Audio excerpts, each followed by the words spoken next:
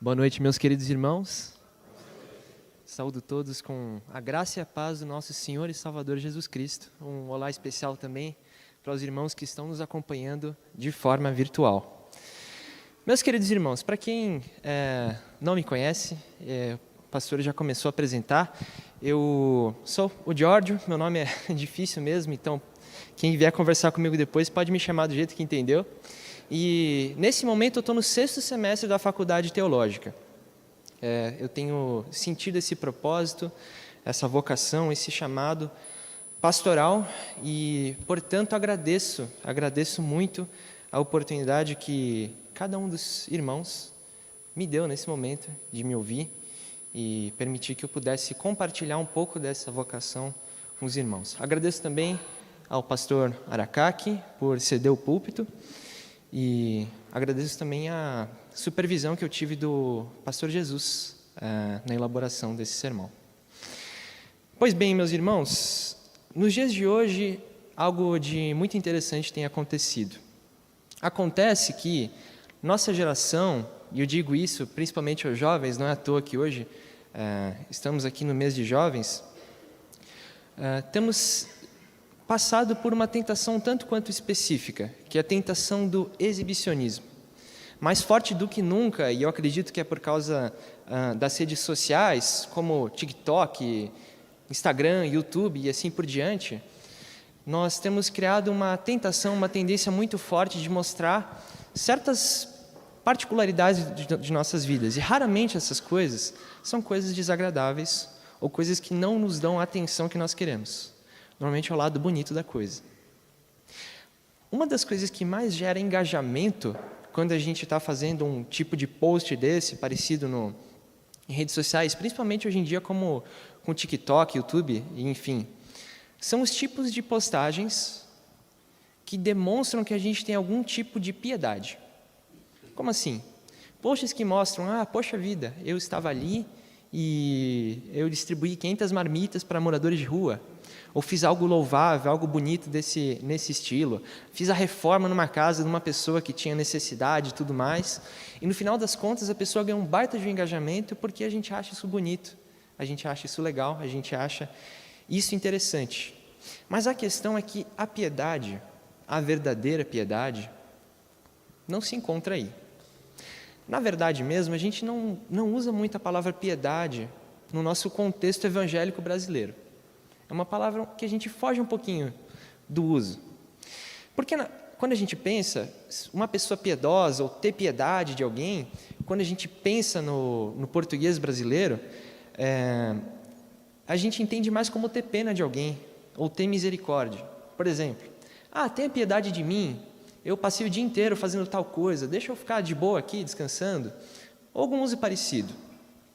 Mas a questão é que existe um conceito bíblico de piedade, que é um pouco diferente disso que a gente usa no nosso português contemporâneo. Para resumir, a piedade seria algo como as ações ou características que uma pessoa devota a Deus deve apresentar. Não é à toa que, por volta do finalzinho do século XVII, e algo que desenvolveu mais no século XVIII, teve um movimento chamado pietismo.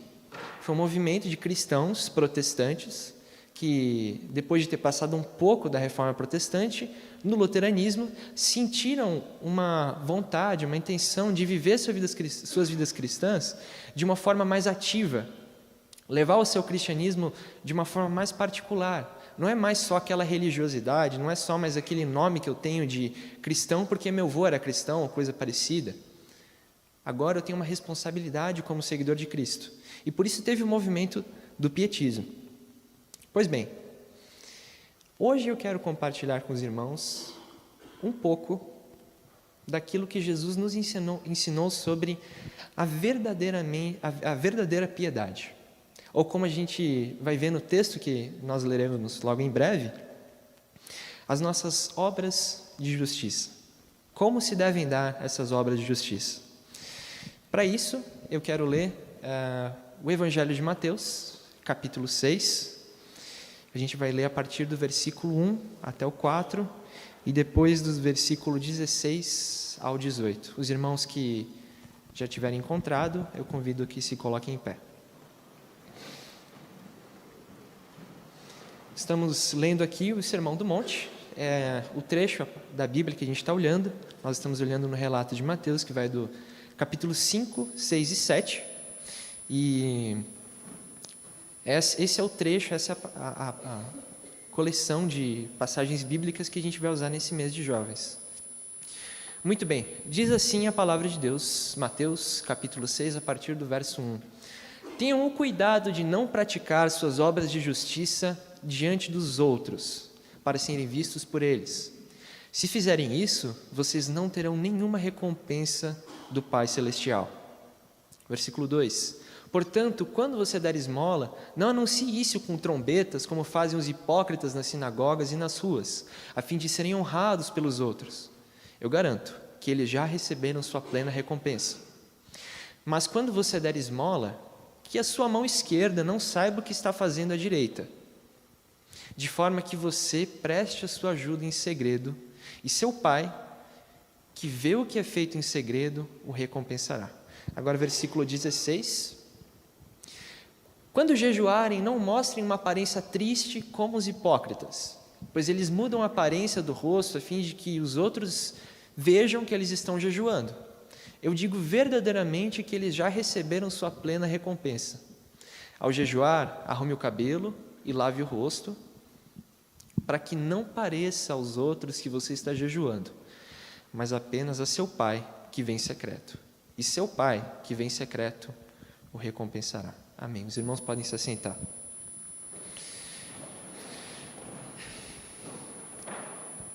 Convido os irmãos para uma oração agora. Deus querido, Pai de amor, nós agradecemos pela oportunidade que o Senhor nos deu hoje de, como igreja, aprender um pouco mais da Tua Palavra, Pai. Nos ajuda, me conduz nesse momento, Pai, a fim de que eu possa ser Teu porta-voz, que seja de fato o Senhor falando, Pai. Livra-me do erro, Senhor. Livra também os irmãos que estão aqui presentes, ouvindo essa mensagem, de interpretar algo errado ou ter algum entendimento equívoco, Pai querido. São essas as coisas que nós pedimos no precioso nome do Teu Filho Jesus. Amém. O mês de jovens hoje fala sobre as características do seguidor de Jesus. E hoje, lendo o texto, observando o texto que a gente acabou de ler, eu quero fazer a seguinte afirmação para os irmãos. O seguidor de Jesus demonstra sua piedade com ações que agradam a Deus ao invés dos homens. E agora fica a pergunta, poxa vida, como se dão essas ações? Essas ações de piedade que agradam a Deus. A primeira ação que eu quero compartilhar com os irmãos é de fugir do exibicionismo. Comecei falando aqui que a gente tem essa tentação muito grande com as gerações mais atuais. Claro que não isenta as outras pessoas, mas é um pouco mais forte conosco. Comigo é um pouco mais forte, com Pedro eu imagino que seja mais forte do que comigo, porque ele é mais novo, e assim por diante. As coisas só vão crescendo. Permitam-me reler aqui o versículo 1. Tenham cuidado de não praticar as suas obras de justiça diante dos outros para serem vistos por eles. Se fizerem isso, vocês não terão nenhuma recompensa do Pai Celestial. Essa questão que a gente enxerga, essa questão que a gente vê de um exibicionismo muito, muito forte, na minha opinião, tem um pouco a ver com uma visão de mundo um pouco mais contemporânea. Talvez nem seja uma questão de tecnologias. Eu acho que as redes sociais, as mídias sociais, enfim, elas só acabam fortalecendo um sentimento que já existe. E é um sentimento um tanto quanto recente. Porque de um tempo para cá, a gente percebe que, principalmente na nossa realidade ocidental, o mundo acabou partindo para uma perspectiva, para uma cosmovisão muito mais naturalista, muito mais materialista. O que quer dizer que as únicas coisas que são palpáveis, as únicas coisas que são visíveis são aquelas coisas que a gente consegue analisar de fato, que a gente consegue tirar algo que a gente pode considerar como verdadeiro, até que se prove o contrário. E a questão é que o valor que a gente dá a si mesmo, ou o valor que a gente tem, não é material. O valor que eu tenho não é algo que eu consigo medir num laboratório ou coisa parecida. Então, justamente por isso, A ênfase do valor que nós encontramos é muito mais naquilo que a gente consegue enxergar. É isso que tem acontecido conosco nos últimos dias. Então a gente fica esperando as pessoas virem atrás de nós para nos elogiar. A gente espera que as pessoas venham atrás de nós para dar um tapinha nas nossas costas. Você fez tal coisa tão bem. Poxa, você é tão bonito. Poxa, você é tão caridoso, é tão piedoso. E a gente encontra o valor das nossas ações e o nosso próprio valor nesse tipo de coisa. Ou na afirmação dos outros, ou na autoafirmação. Inclusive, que uma baita de uma tentação e um baita do problema que nós temos hoje em dia. O problema da autoafirmação. É claro que o que nós estamos vendo aqui com Jesus é o seguinte, não é por causa desse tipo de tentação que nós não devemos compartilhar as coisas boas que nós fazemos nas mídias sociais ou coisas parecidas. Eu já fiz isso. Se vocês olharem no meu Instagram, por exemplo, eu tenho post de ações missionárias que eu participei ou coisas parecidas. A questão não é essa. A questão é que Jesus está nos ensinando que as nossas ações de piedade não devem vir de um lugar, não devem vir com uma intenção diferente da que seja agradar a Deus. Tem uma citação muito interessante. Tem um livro chamado A Imitação de Cristo. Eu não sei quem aqui conhece. O autor chama Tomás de Kempis, e eu estava dando uma olhadinha, e ele diz o seguinte: o que muitas vezes parece caridade é concupiscência. Concupiscência, para as crianças que estão aí, é uma palavra muito esquisita para desejo, ou para vontades erradas. Porque raras vezes a inclinação natural, a vontade própria, a esperança de recompensa, o amor às comodidades deixam de influir em nossas ações. A questão é a seguinte: é difícil mesmo a gente fazer alguma coisa sem procurar algo que não seja uma autovalidação ou validação dos outros. Claro que é difícil. A nossa natureza humana grita, clama. E o que Jesus está falando é isso. Se a gente não busca atenção exclusiva de Deus, é a nossa natureza falando. É bem complexo. Mas, de qualquer forma, isso não nos impede de continuar tentando fazer esse tipo de coisa. Pois bem, se a gente parar para pensar e olhar em algumas histórias bíblicas, a gente conhece alguns exemplos de pessoas que tanto foram reprovadas quanto pessoas que foram aprovadas nesse sentido de serem exibicionistas ou não. E, portanto, serem aprovadas ou não por Deus em suas obras de piedade. Um exemplo que eu gosto de lembrar é aquele que a gente encontra lá em Números capítulo 20. Tem a história de quando os israelitas eles estavam reclamando, murmurando para Moisés e Arão. E eles chegaram falando assim: poxa vida, por que vocês tiraram a gente lá do Egito? Que coisa ruim, aqui não tem água para beber, aqui não tem as frutas, aqui não tem as tâmaras, as coisas que a gente gosta. E Moisés e Arão, eles recebem uma orientação da parte de Deus para resolver isso aí. E Deus ele fala: não, pega aquele cajado ali e quando você falar, vai sair água da pedra, vai sair água da rocha. E o que é interessante, quando a gente olha no versículo 10 a 13, a gente lê o seguinte: Moisés e Arão reuniram a assembleia em frente da rocha, e Moisés disse: escutem, rebeldes, será que temos que tirar água dessa rocha para dar a vocês? Então Moisés ergueu o braço e bateu na rocha 2 vezes com a vara. Jorrou água e a comunidade e os rebanhos beberam. O Senhor, porém, disse a Moisés e Arão: como vocês não confiaram em mim para honrar a minha santidade à vista dos israelitas, vocês não conduzirão essa comunidade para a terra que dou a vocês. Essas foram as águas de Meribá, onde os israelitas discutiram com o Senhor e ele manifestou a sua santidade entre eles. O que nós enxergamos aqui é uma história de Moisés e de Arão praticando exibicionismo, fazendo exatamente isso que Jesus disse para que nós tomássemos cuidado. Quando ele chegou e pegou a vara e disse: será que nós temos que tirar a água da rocha? E foi lá e bateu, fez uma ceninha e bateu na rocha para tirar a água. O que ele estava fazendo era chamar atenção para si mesmo. Era ter algum tipo de atenção dos israelitas para mostrar que ele é o profeta. Essa é a sensação que eu vejo lendo o texto.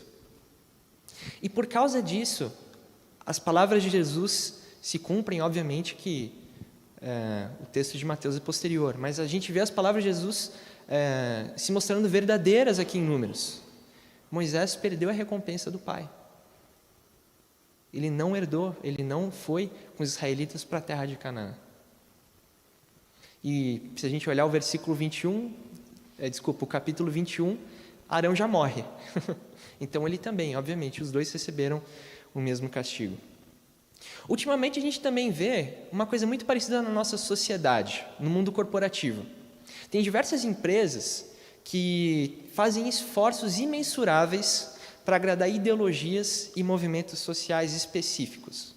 Eles vão lá, eles mudam a sua logo, mudam a aparência daquilo que é a marca de suas empresas e colocam uma bandeira ou colocam um ícone, alguma coisa parecida, com a intenção de agradar, digamos que uma minoria barulhenta. A recompensa que eles têm é que eles se sentem bem, eles acham que estão fazendo a coisa correta, eles acham que estão apoiando a causa correta, mas eles perdem a recompensa verdadeira. Qual a recompensa verdadeira? A maior parte da clientela, que é tradicional. E por causa disso eles acabam perdendo a recompensa monetária. Da mesma forma, a gente pode aplicar isso para a nossa vida. Quando a gente chama atenção para nós mesmos, a única recompensa que a gente tem é o nosso próprio ego sendo massageado, seja por nós ou seja por outras pessoas. Mas existem os casos das pessoas que fazem essas ações sem procurar agradar o próprio ego, como foi o caso do apóstolo Paulo. Se a gente dá uma olhada em 1 Coríntios, capítulo 4, os versículos 3 e 4 dizem o seguinte: pouco me importa ser julgado por vocês ou por qualquer tribunal humano. De fato, nem eu julgo a mim mesmo. Embora em nada minha consciência me acuse, nem por isso justifico a mim mesmo. O Senhor é quem me julga. Uma vez eu li um livro muito bacana, curtinho, mas muito bom, recomendo para vocês, que chama Ego Transformado, do Tim Keller. E ele trata basicamente sobre essa passagem, essa perícope de 1 Coríntios. E é interessante a gente olhar o texto de Paulo falando aqui em sua carta, porque o que ele está dizendo aqui é o seguinte: não importa o que você pensa de si mesmo, não importa o que os outros pensam de você, não importa os elogios, não importa os xingamentos, o que importa é que o Senhor é que te julga. A mesma coisa vale para os nossos atos de piedade. Para resumir, em nossa vida de piedade, nós não devemos fazer obra para inglês ver. A gente tem que fazer um negócio bem feito e para servir o seu propósito. Pois bem, a segunda ação que nós devemos tomar em nossa vida de piedade é de andar de forma discreta. É o raciocínio lógico. Se a primeira ação é a gente não viver se exibindo, não viver no exibicionismo, então a segunda, obviamente, deve ser a de andar de forma discreta.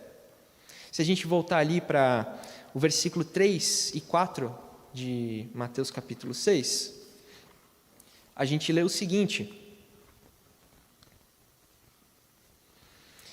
mas quando você der esmola, que a sua mão esquerda não saiba o que está fazendo a direita, de forma que que você preste a sua ajuda em segredo, e seu pai, que vê o que é feito em segredo, o recompensará. Da mesma forma, o versículo 17 e 18 diz o seguinte: ao jejuar, arrume o cabelo e lave o rosto, para que não pareça às outras que você está jejuando, mas apenas a seu pai, que vem em secreto. E seu pai, que vem em secreto, o recompensará. Meus irmãos,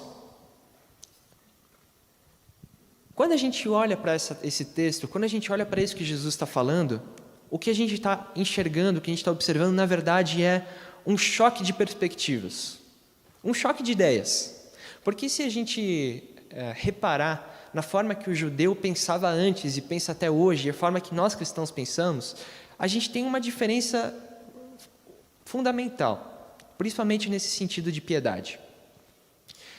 Os irmãos devem conhecer, provavelmente do ensino médio, da escola, quando vocês estudaram alguma coisa sobre filosofia, que existe um tipo de professor, ou um tipo de escola, chamada escola peripatética. É uma palavra meio esquisita. Mas, na verdade, é o tipo de ensinamento, o tipo de aprendizado que a gente tem quando a gente vai caminhando e aprendendo. quando a gente tem um tipo de aplicação, um tipo de procedência em nossa vida. Jesus era um tipo de professor, de mestre, rabino, peripatético. E essa palavra é muito interessante. É muito interessante. Porque se a gente pensa na vivência, que é uma caminhada, na vivência, que é uma aplicação constante daquilo que a gente está aprendendo, tanto os judeus quanto os seguidores de Jesus tentam fazer isso. Os dois tentam caminhar e aplicar. A diferença fundamental que a gente encontra, é que os judeus até hoje têm essa perspectiva de que o que torna uma pessoa um genuíno judeu, um genuíno seguidor de Moisés, é seguir os preceitos da lei e as tradições. Em primeiro lugar, eu faço alguma coisa e isso me marca, e isso alcança o meu coração. É muito mais do que o judeu é muito mais em sua identidade sobre o que ele faz do que aquilo que ele acredita. Quando a gente começa a nossa caminhada cristã, é o contrário. Para o cristão, a nossa caminhada é assim: primeiro a gente acredita. Primeiro eu acredito de todo o coração. Primeiro eu deposito a minha fé, a minha confiança no Senhor, e depois disso, as coisas elas começam a se aplicar na minha vida. Primeiro você precisa nascer de novo. É necessário que primeiro a gente nasça do Espírito. É aquilo que a gente vê no diálogo de Nicodemos com Jesus em João 3. Primeiro a gente nasce do Espírito, e então a gente faz parte do reino dos céus. Se a gente dá uma olhada também em Gálatas, capítulo 5, versículo 16, a gente lê o seguinte: por isso digam, vivam pelo Espírito, e de modo nenhum satisfarão os desejos da carne. É a mesma palavra que eu mostrei para vocês, eu falei dos peripatéticos. Aqui a gente, nesse vivam, é esse tipo de vivência que é um viver, é um andar, é ter uma procedência de vida. E nesse sentido a gente tem realmente um choque de ideias, um choque de como a gente deve fazer as coisas. Vocês devem lembrar, meus irmãos, que aqui Jesus ele falava com diversos grupos de judeus, mas um dos grupos que era o mais forte, nós estamos muito acostumados a ouvir, eram os fariseus. E os fariseus tinham esse preceito, eles tinham essa intenção de continuar fazendo as coisas do jeito certo. A gente vai acertar, a gente não pode fazer tal coisa. Vamos fazer uma tradição que garante que a gente não quebre a lei e tal. E por causa disso, eles tinham primeiro a intenção, primeiro eles viam a importância de praticar as coisas, de mostrar que estão fazendo o correto. E Jesus está falando que não é assim. Em primeiro lugar, a gente tem que viver. Em primeiro lugar, a gente tem que acreditar. Em primeiro lugar, a gente tem que ter isso como uma realidade dentro dos nossos corações. E depois disso, naturalmente, as coisas vão acontecer. Como a gente leu em Gálatas. Se a gente anda pelo Espírito, aí a gente não vai dar espaço para as obras da carne. É por isso que é preciso nascer de novo. É por isso que é preciso nascer de novo do Espírito e da água, como a gente vê ali em João capítulo 3. E por causa disso, eu acho interessante, e eu confesso que enquanto eu estava planejando, enquanto eu estava programando esse sermão, eu senti o meu coração um tanto quanto aquecido de pensar nesse tipo de coisa. Mas cada um de nós, individualmente, agora eu falo com você como indivíduo, reflita e pense no seu coração. Cada um de nós tem um exemplo de pessoas que praticaram atos de piedade, atos de justiça, e não chamaram a atenção das pessoas. A gente consegue lembrar. Talvez você tenha um exemplo na sua família. Talvez você tenha um exemplo dentro do seu grupo de amigos, ou dentro dos irmãos daqui da igreja. Cada um de nós tem um exemplo. E que tipo de coisa essas pessoas podem ter feito? Eu não sei. Mas pode ser que talvez sejam pessoas que não tenham desistido do serviço cristão quando outros desistiram. Pessoas que mantiveram trabalhando de forma discreta, mesmo que outras pessoas estivessem fazendo barulho e apontando para os outros. Isso é louvável. Eu garanto para vocês, essas pessoas que praticaram esses atos de justiça de forma secreta, receberam sua plena recompensa da parte de Deus. Receberão, recebem, é uma questão de testemunho. Nós temos também o exemplo da mulher que ungiu Jesus. A mulher que ungiu Jesus em Betânia. A gente sabe que a história fica um pouco confusa quando a gente olha os diferentes evangelhos, mas em Mateus a gente lembra da história mais ou menos assim. A mulher veio com um perfume caríssimo para ungir Jesus. E ela foi e derramou o perfume na cabeça de Jesus. E os seguidores, os discípulos de Jesus vieram censurar ela. Falar, o que é isso? Como é que pode? Nossa, esse perfume caríssimo. Se você tivesse guardado, vendido, você podia ter ajudado os pobres e tudo mais. Mas o que eu acho de incrível nessa passagem aqui é que Jesus diz o seguinte: não impeçam ela. Ela fez uma boa obra para comigo. E essa mulher verdadeiramente foi recompensada. Ela não estava procurando atenção. Ela estava agindo de forma discreta, ela não buscava o exibicionismo. Até porque a atenção que ela recebeu da parte daqueles que estavam lá foi uma atenção negativa, não foi uma atenção positiva. E ela verdadeiramente recebeu a sua recompensa da parte do Pai. Por quê? Nós sabemos que Jesus depois diz, em todos os lugares que forem pregar o Evangelho do Reino, a história dessa mulher será contada. E essa mulher é recompensada até hoje. Olha eu aqui falando dela. Aí está a recompensa daqueles que agem de forma discreta. João Batista também fez a sua parte quando, sabendo que o ministério de Jesus estava crescendo, e depois os discípulos dele, de João Batista, perceberam isso e viram que Jesus estava chamando muito mais atenção que João Batista, foram falar com ele e disseram, João, aquele Jesus que você falou, ele também está batizando do outro lado do rio. E tem muito mais gente indo para o lado dele do que do nosso lado. O que a gente faz? Não está certo isso aí. E João, ele solta uma das frases que nós estamos muito acostumados a ouvir, talvez até porque também tem João 3. Ele diz, é necessário que ele cresça e que eu diminua. Que coisa linda. E João verdadeiramente receberá a sua recompensa. A terceira ação que nós encontramos dentro de nossa vida de piedade é a ação de insistir em fazer atos de piedade corretamente. Até agora vocês me ouviram falando sobre como a gente não pode ficar se exibindo e a gente tem que agir de forma discreta. Mas a questão é que a gente cai numa tentação um tanto quanto forte, é uma tentação bem própria de crente. É uma tentação que acontece mais com a gente mesmo, não teria como ser o contrário. Que é a seguinte, Jesus está falando para a gente, o que Jesus está ensinando nessa passagem, não é simplesmente como não devemos fazer as coisas. Ele tem um chamado para ação, ele tem um call to action. Ele está falando o seguinte para a gente, orem, façam caridade, jejuem, mas façam da forma correta. Qual é a nossa tentação, irmãos? A nossa tentação é de não fazer o bem. Às vezes a tentação de não fazer o bem, de não cometer atos de piedade ou coisa parecida, é muito mais forte do que a tentação de fazer o mal. Mas o que a gente está vendo aqui é que não é isso que a gente deve fazer. A gente deve insistir em fazer o bem. E o Novo Testamento tem algumas palavrinhas a dizer sobre essas coisas.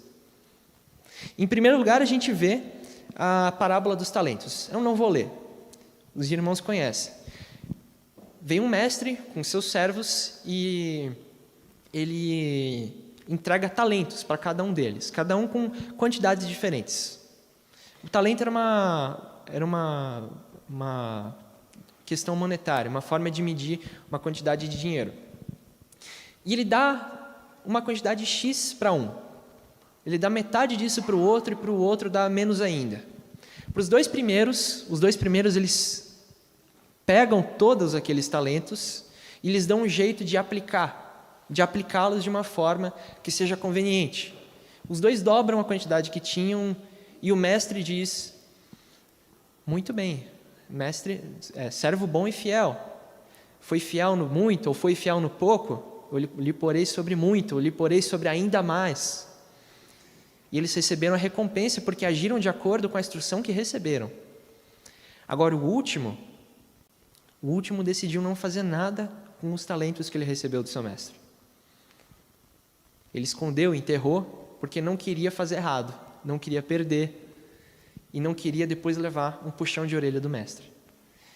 E no final das contas, o que ele tinha foi tirado dele e dado para outro. Nós não temos essa opção. Nós não temos a opção de não fazer o bem. Não fazer o bem é tão significativo quanto fazer o mal. Se dermos uma olhada ali em Tiago, capítulo 4, versículo 17, também muito conhecido, a gente vê o seguinte: portanto, pensem nisso. Quem sabe que deve fazer o bem e não faz, comete pecado. Ou seja, não fazer o bem é fazer o mal. Pois bem, meus irmãos, também temos a passagem de Efésios, capítulo 2. A gente está muito acostumado com os versículos 8 e 9. Se eu perguntar aqui, provavelmente uma grande parte deve saber recitar de cor. Pela graça sois salvos, mediante a fé, e isso não vem de vós, é dom de Deus, não de obras, para que ninguém se glorie. Mas a gente tem o versículo 10, e o versículo 10 está na mesma argumentação de Paulo. O versículo 10 está no mesmo suspiro, quando ele diz o seguinte: porque somos criação de Deus realizada em Cristo Jesus, para fazermos boas obras, as quais Deus preparou antes para que nós as praticássemos. Então é mais do que uma questão de simplesmente não fazer o bem, de não fazer errado. Para os irmãos que não sabem, até pouco tempo atrás eu estava cabeludo e barbudo. Eu não fiquei careca e sem barba porque eu quis. Eu estou servindo no exército. Graças a Deus eu estou servindo no tiro de guerra, que é um pouco diferente de servir no quartel, o que significa que eu tenho um pouco mais de tempo. E uma das coisas que eu aprendi lá dentro é algo um tanto quanto interessante. Aprendi com o subtenente. Tem 3 tipos de soldado, ou 3 tipos de atirador no meu caso, que é o tiro de guerra. São os exibidos, que são aqueles que ficam chamando a atenção, que podem até acabar quebrando as regras porque eles querem se mostrar para os outros. Eles fazem o que não devia, puxam... Já aconteceu comigo, por exemplo, de puxar uma canção. Quando a gente está fazendo exercício de corrida, a gente canta algumas canções. E aconteceu dele puxar uma canção que era feita para provocar um tipo de militar que chama paraquedista. E um dos subtenentes é paraquedista, e no final das contas, o que aconteceu com a gente? Todo mundo teve que pagar. Se fosse só 10 flexões, estava bom. Foi um monte de coisa que foi bem puxado. Tivemos que deitar, fazer exercício na poça de água.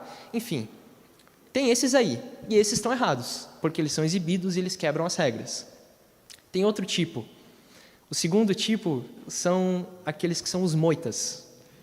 Moita é aquele que fica escondido, que evita de fazer o máximo de coisa possível, não se voluntaria, quer ficar na dele para que ninguém repare, para que ele não tenha problemas. E ele também está errado. Não é assim que um soldado padrão deve agir. E por terceiro, consequentemente, tem o soldado padrão, ou o atirador padrão, no meu caso. O atirador padrão é aquele que se voluntaria quando há necessidade de alguma missão. O atirador, o soldado padrão, é aquele que obedece todas as regras, é aquele que não fica se exibindo, é aquele que sabe seguir toda a ordem unida da forma correta. E no final das contas, os 3 têm o mesmo destino, que é a formatura final. No meu caso, como serviço temporário e obrigatório. A gente vai ter uma formatura no final, uma formatura de encerramento do nosso ano de formação de atirador ou de soldado. E a gente tem a chance de receber um diploma, um prêmio chamado Honra ao Mérito. Eu conversei com o Matheus, o noivo da Emily. Acho que não está aqui, né? Está bem. E também conversei com o Gustavo, que agora toca guitarra aqui na Corandel. E os 2 receberam esse prêmio. É o prêmio daquele que foi um atirador, daquele que foi um soldado padrão. Seguiu todas as regras. E no final das contas, eles foram recompensados. Esse é o ponto. No final, a gente recebe a recompensa, não porque a gente deixa de fazer o que é errado, E não porque a gente é exibido, mas porque nós andamos de acordo com aquilo que nós aprendemos. É isso que nós estamos vendo aqui nas palavras de Jesus. Talvez essa passagem, para nós que estamos aqui, cada caso é um caso, mas provavelmente não se aplica em nossas vidas num sentido de salvação. Jesus está falando muito mais para nós nesse momento no sentido do galardão. No final das contas, a gente tem a chance de, além de tudo, receber uma recompensa da parte do Pai. Claro que essa não é a nossa motivação. Mas aquele que não faz as coisas da forma correta, com certeza vai perder uma parte desse galardão. Ok, meus irmãos, o texto que nós estudamos hoje, ele fala de 3 coisas específicas. Ele fala sobre a esmola, ou sobre os atos de caridade, ele fala sobre oração e ele fala sobre jejum. Nós pulamos a parte da oração, mas de qualquer forma fica o apelo, fica o convite. O que Jesus nos está pedindo aqui, o que ele está aplicando, o foco principal dessa passagem são essas 3 coisas, ainda que não tenha sido minha ênfase. E fica a pergunta para cada um de vocês, e fica a pergunta para mim. Nós temos feito essas coisas? Nós temos orado? Nós temos jejuado? Nós temos praticado atos de caridade? Pois bem, meus irmãos, para concluir, eu gostaria de recapitular com vocês. A primeira ação que nós deveríamos seguir para ter uma vida de piedade genuína é a de fugir do exibicionismo. A segunda, a de andar de forma discreta, e a terceira é de insistir em fazer os atos de piedade corretamente. O meu apelo fica aqui para os jovens agora, falando com vocês, já que é o nosso mês. Primeiro, como se aplica essas lições que a gente aprendeu hoje, como elas se aplicam em nossas vidas de jovens? A primeira é aquilo que eu já falei, a tentação do exibicionismo, do chamar a atenção, é muito mais forte para cada um de nós. É muito mais forte, é um dos problemas que a gente tem. Mas em segundo lugar, eu falo com você aqui como membro da PIB do Braço. Nós estamos passando atualmente por um momento decisivo, por um momento de escolha. Talvez isso não se aplique a todos vocês. Alguns de vocês talvez já estejam fazendo isso. Mas a gente tem que decidir se a gente vai simplesmente continuar olhando para aqueles que nós achamos que estão agindo de forma incorreta, dentro da liderança da igreja ou em qualquer outro setor, não sei. A gente vai continuar olhando para eles, apontando o dedo e mostrando, caramba, esses aí são exibidos, ou caramba, eles fazem isso e aquilo. Ou a gente vai agir discretamente. Ou a gente vai insistir em trabalhar, insistir nas necessidades que a nossa igreja tem, mesmo que seja difícil frente a tudo aquilo que a gente enfrenta, a gente vai insistir, a gente vai trabalhar, nós vamos fazer as coisas corretas, porque a nossa igreja precisa. E eu gosto de dizer que a gente precisa começar a pensar nos nossos planos de longo prazo. Acho que, ultimamente, o meio evangélico tem sido um tanto quanto imediatista. Seria bom que nós tivéssemos um planejamento de longo prazo. Isso envolve pôr a mão na massa. E envolve gastar a massa cinzenta, torrar neurônio. A gente precisa de muito esforço. E a dureza. Mas e aí? O que a gente vai fazer? É isso, meus irmãos, que eu gostaria de compartilhar essa noite com cada um de vocês. Eu espero que os irmãos tenham sido edificados. Convido também que depois, quando vocês puderem, dá uma olhadinha nesse trecho completo, desde o versículo 1 até o versículo 18, para que não fique uma lacuna. E eu convido os irmãos a ficar de pé. Não posso deixar de dar o meu feliz Dia dos Pais para cada um dos pais aqui. Agradecer também o Ministério Infantil, que permitiu que as crianças ficassem. Recebi a proposta da Alessandra das crianças ficarem, e eu acho que foi um presente bacana para os pais terem eles aqui. E obrigado, crianças, que vocês se comportaram e que vocês tiveram paciência comigo. Espero que eu tenha ajudado alguma coisa vocês também, hein? Vamos abaixar as nossas cabeças e orar. Pai querido, Deus de amor, nós temos um pedido a Te fazer nesse momento, Pai, que é pedir que o Senhor nos conduza em verdadeira piedade. É pedir que o Senhor nos ajude, não só nessa noite, mas no nosso caminhar, no nosso viver, a olhar para aquilo que Teu Filho, Jesus, nos ensinou, a olhar para aquilo que Ele demonstrou que é a verdadeira obra de justiça, a verdadeira piedade, e que isso possa ser uma realidade em cada uma de nossas vidas, Pai. Nós sabemos que só é possível fazer isso por causa do novo nascimento. Sabemos que só é possível fazer esse tipo de coisa por causa do Teu Espírito Santo, Pai, que luta constantemente, tem desejos completamente opostos à nossa carne, e que nele nós podemos fazer esses atos de justiça, Pai. Nos ajuda a ter genuíno amor por aqueles que precisam, nos ajuda a ter genuíno amor por Ti, para que a gente possa se sentir motivado a jejuar, para que nós possamos nos sentir motivados a orar a Ti, Pai, de forma honesta. E peço que, Pai, hoje, a juventude da Primeira Igreja Batista do Brás possa encontrar em Ti o propósito, Pai, encontrar o propósito da piedade que está no serviço cristão.